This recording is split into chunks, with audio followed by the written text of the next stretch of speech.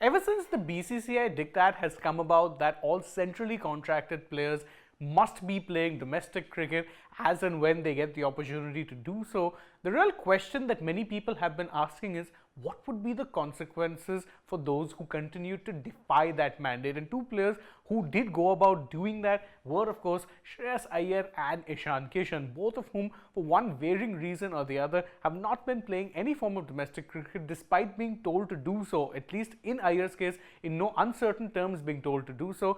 In the case of Ishan Kishan, well, we know he's been having that mental break, and so there have been doubts as to when he'd make a comeback. But even when he chose to make a comeback, rather than do it in the Ranji Trophy system, his comeback that he was preparing for was the IPL, and before that, the D.Y. Patil T20 tournament. So definitely not a lot of commitment to red ball cricket being shown, at least from those particular signs. However, the real question, as I mentioned, was what would be the consequences?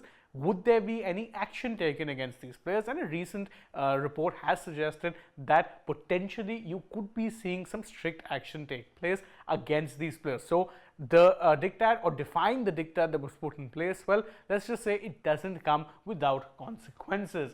A report in a newspaper says that the national selectors have almost finalized the list of centrally contracted players for the 23-24 season.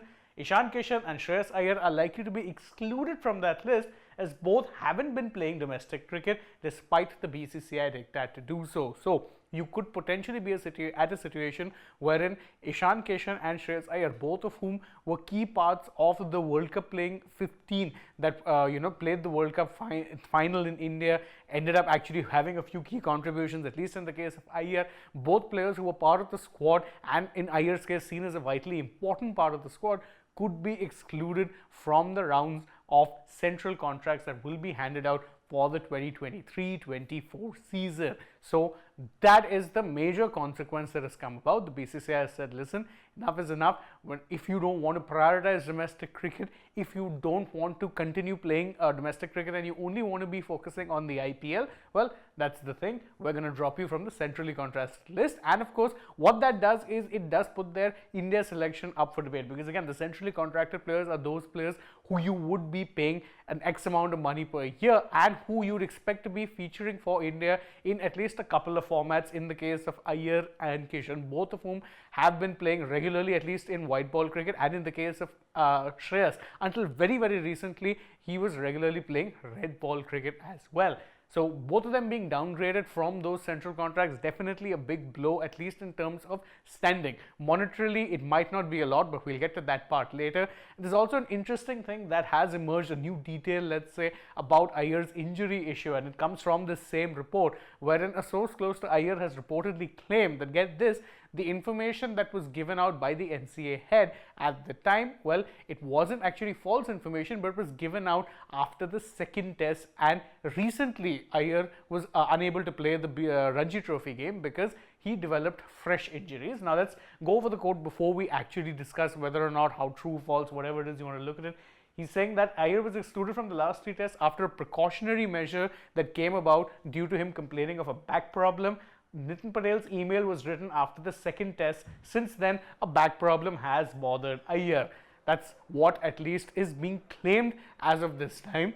This is, of course, again worth noting, comes about from a source that is close to Shreyas Iyer. So believe that, or take it with as much of a pinch of salt as necessary, because again, there are a lot of conflicting reports there. And if you choose to believe, if you choose to look at it in the sense that, look, Iyer is literally dodging red ball cricket in order to keep his IPL contract with the Kolkata Knight Riders, it's a pretty fair reading. Now, the real question is, as I said, you did see consequences. You have seen the BCCI clamp down. They've said that if you don't play domestic cricket despite being a centrally contracted player, there will be consequences. This is the consequence. The real question is, will it really matter in the long term? Yes, you might miss out on the chance to play for India, or at least be part of that centrally contracted list, but at least how things are in India right now when it comes to IPL stars, more often than not, they'll have a few good games in the IPL, one good IPL season, and you're back in the conversation for white ball recalls once again. Plus, monetarily, let's be frank, a central contract does not come close to touching the kind of numbers that both of these guys can make from their IPL contracts itself. I mean, both Iyer's contract is worth about 13 odd crores with KKR. Ishan Kishan has a contract worth 15 crores with MI.